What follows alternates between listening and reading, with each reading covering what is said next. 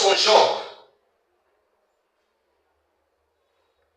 Dieu est terrible dans la grande assemblée des saints. Amen.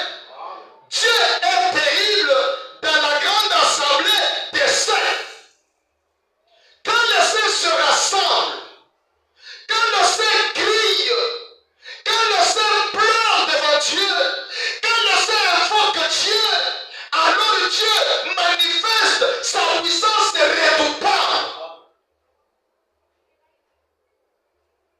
Il est terrible, il est excellent, il est puissant, il est magnificent. Pourquoi?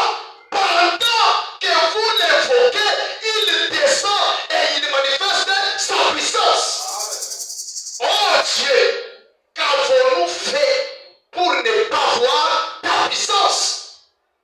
Nous en avons besoin. L'Église a besoin de la puissance de Dieu. L'Église a besoin des réponses divines. L'Église a besoin des inspirations. L'Église a besoin des paradoxes au milieu de nous. Gédéon, le grand et vaillant guerrier, quand il était là, il s'est demandé, Seigneur, où sont ces prodiges? Où sont ces miracles que nos pères nous ont racontés? Il était un homme mince. Il n'avait jamais combattu. Et Dieu descend pour lui dire, ô vaillant héros. Un homme qui n'a jamais combattu. Mais Dieu l'appelle comme un héros. Il l'appelle comme un guerrier. Ne méprise pas votre état. Ne méprisez pas votre condition.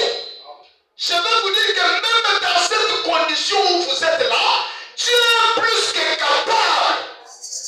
Dieu peut prendre un homme sans force et faire de lui un homme plus guerrier. Oui, je le crois. Dieu peut prendre là dans un vide et placer quelque chose de grand. Pourquoi? Puisqu'il s'appelle les redoutables, les dieux miraculeux, les dieux puissants, l'Éternel des armées. Et nous avons besoin de voir sa puissance au milieu de nous. Où est celui qui a guéri le cancer? Où est ce Dieu qui a ressuscité les morts? Où est ce Dieu créateur? Où est ce Dieu qui bénit? Il n'est pas une histoire et encore moins un événement. Dieu est une réalité. La Bible dit qu'il est terrible dans la grande assemblée des saints. Il est redoutable pour tous ceux qui l'entourent. Quand on vient auprès de Dieu, tout ce que nous voyons auprès de lui, ce n'est que magnifique. Ce n'est que miracle. Dieu n'est pas stagnant. Notre Dieu évolue. Et notre Dieu est réel.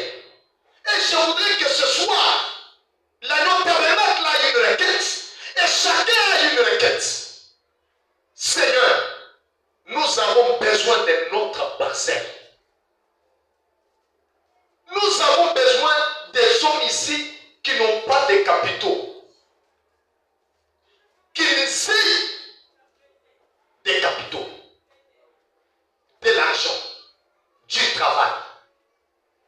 Nous avons besoin de voir tel avoir des enfants, tel avoir un bon mariage, tel être guéri, tel être dans une bonne condition de vie. Et que cette prière de ce soir puisse être réellement une prière efficace. Amen. Jacques dit que la prière du juste a une grande efficacité. Amen. Regardez un homme, Salomon, consacre le temple de Dieu. Il le consacre, puis après lui-même il rétrograde, il tombe dans le concubinage et puis il tombe aussi dans l'idolâtrie. Mais il était un homme de Dieu. Il était loué par Dieu. Il était le roi de Dieu. L'homme qui véritablement a régné dans un règne d'or, qui était presque un millénium, qui était un millénium sur la terre. Mais cet homme-là est tombé dans l'idolâtrie. Mais en consacrant le temple de Dieu, il a dit, Seigneur, partout où se trouverait le fils d'Israël, chaque enfant d'Israël, peu importe sa condition, s'il s'agenouillait et qu'il s'est retourné du côté où se trouve le temple, Seigneur éternel, que tu exauces sa prière. Cet homme est mort et il est parti. Mais la prière de Salomon est restée efficace. Dieu l'a exaucé pour tout Israël, peu importe où il pouvait se retrouver.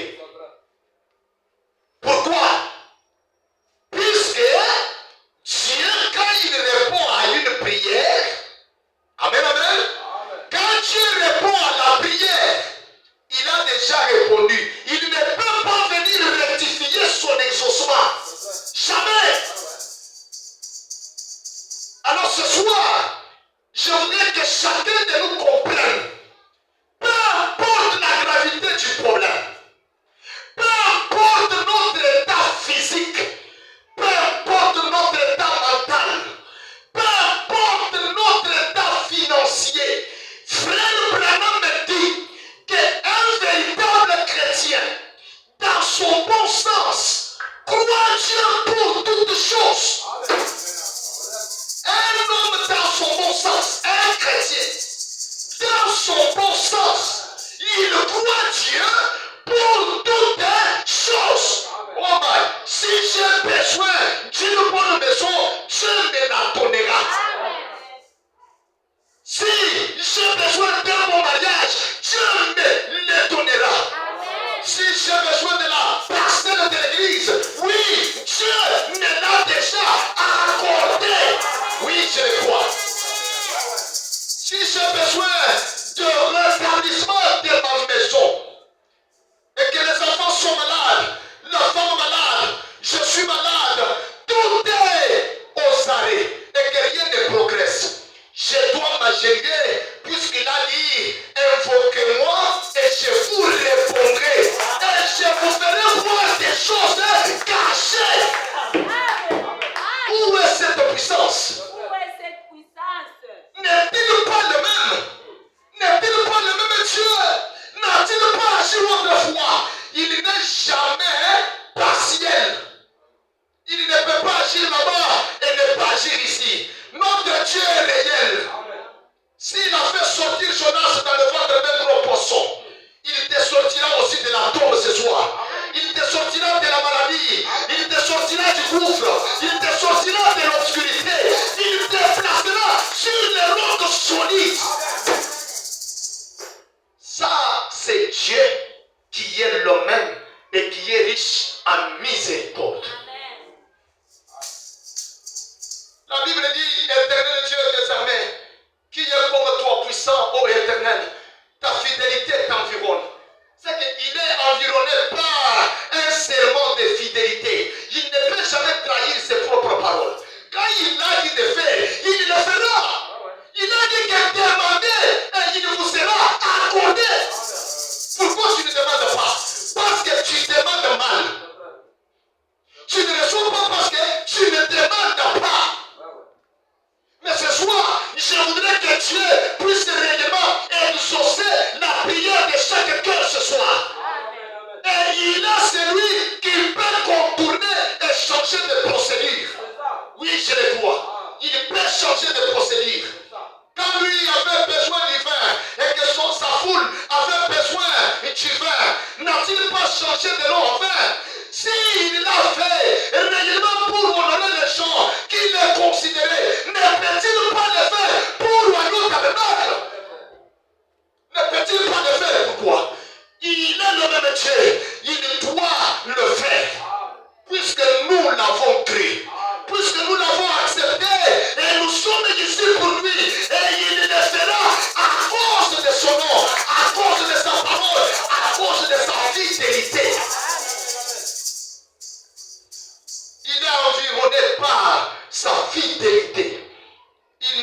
trahira jamais. Tu domptes l'orgueil de la mer. Dieu a créé les eaux. Et les eaux sont contrôlées par la lune. Les eaux représentent réellement la foule des hommes sur la terre. La multitude des hommes sur la terre. Mais l'Éternel dit qu'il est celui qui dompte la mer. L'eau, si réellement Dieu peut déplacer la lune, toute la terre sera couverte d'eau pour ravager toute la terre. Mais écoutez, il sait bien que quand l'eau veut se soulever et faire des vagues, des hautes vagues, cela crée la peur et la panique. Mais Dieu est celui qui rabaisse l'orgueil de la mer. Quand l'eau veut réellement se venger contre des hommes, Dieu est celui qui calme les eaux. Mais écoutez, s'il le fait pour les eaux, pourquoi il ne peut pas calmer aussi tes ennemis? Pourquoi il ne peut pas calmer la tempête dans ta maison? Pourquoi il ne peut pas calmer la tempête dans ta vie? Tu es en train de tâtonner, oui, parce que tu es seul. Mais prends Jésus pour ton associé. Il calmera la tempête de ta vie. Il dit, oh Éternel, c'est toi, quand ces flots se soulèvent, tu les apaises. Tu écrasas l'Égypte comme un cadavre. Tu dispersas tes ennemis par la puissance de ton bras. C'est à toi qu'appartiennent les cieux et la terre. Nous sommes sur la terre. Et tout ce qui est sur la terre appartient à notre Dieu. La terre appartient à notre Dieu. Le système appartient à notre Dieu. Les cieux appartiennent à notre Dieu. Tout appartient à notre Dieu. Qu'avons-nous fait? Qu'avons-nous fait? Qu'est-ce qui lui est difficile? Frère Branham prêche une prédication en forme d'une question. Y a-t-il quelque chose de trop difficile à Dieu? Et dans cette prédication, William Branham se réfère à la situation de qui? D'Abraham et la stérilité de sa femme. C'est une femme qui était déjà à l'âge de 70 quelques années pouvait concevoir.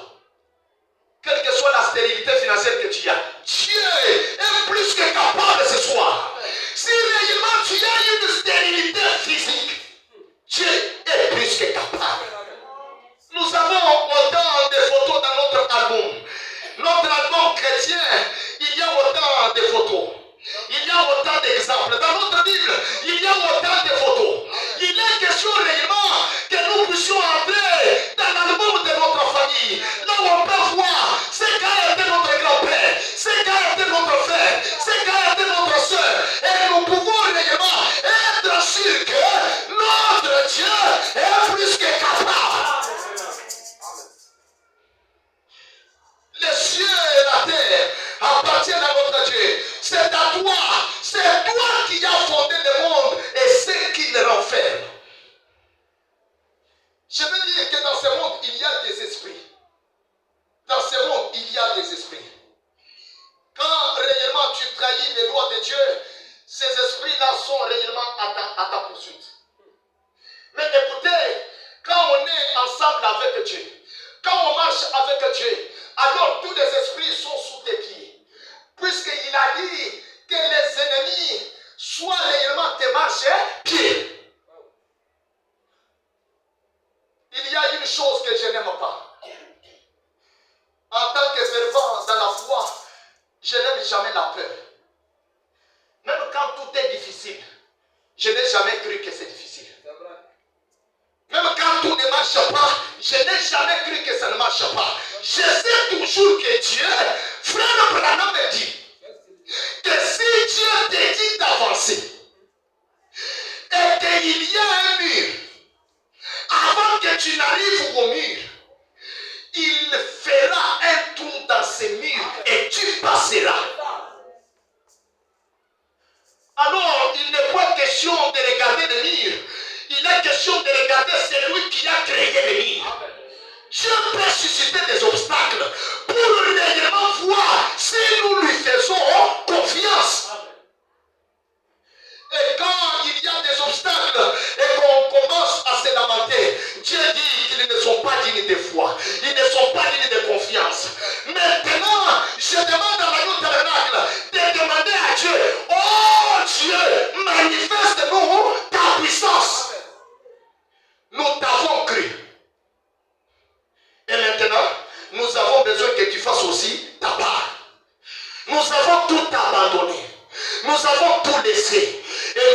dans une situation difficile.